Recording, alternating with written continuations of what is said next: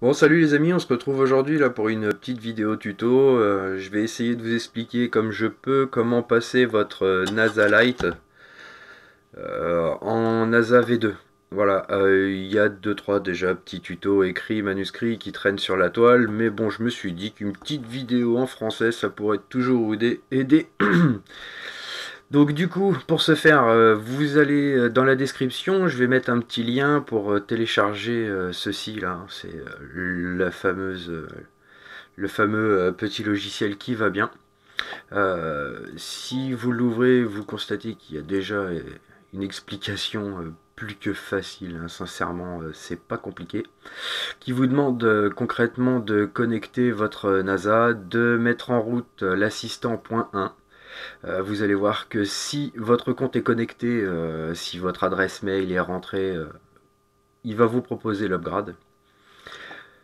L'upgrade ce sera fait, ça va se couper, ça va se relancer, vous lancez l'assistant 2 pour contrôler et tout marche. Donc concrètement pour l'instant je vais couper, hop, je vais lancer le DJI V1 pour vous montrer que c'est bel et bien un NASA Lite, hein, tout simple.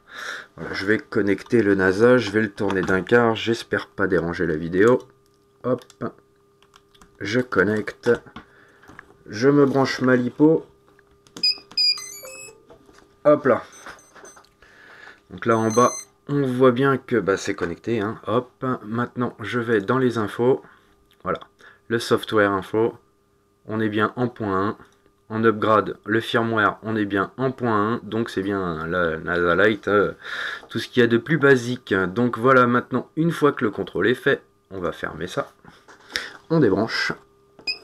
Hop. Je lance NASA Upgrade 1.01. Voilà, que je vais réduire. Ensuite,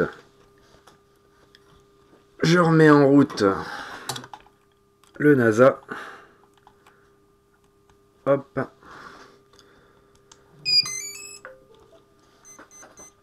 Je relance l'assistant du point 1. Et là, comme par magie, on me propose la version 4.02. Si c'est pas super. On upgrade. Est-ce que vous êtes sûr? Ouais, on est sûr. Hein.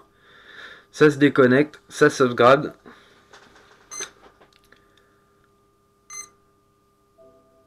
Et c'est super, ça fonctionne. Ok, donc là vous voyez que rien n'est reconnu, normal. On va fermer tout ça. On coupe. On relance. Ce coup-ci, je démarre l'assistant du point 2. Et là, magnifique. On voit que c'est connecté. Si je vais dans l'upgrade, on voit qu'on est bien en firmware 4.02. Si je vais dans les infos, on voit bien que le software, c'est le 2.20.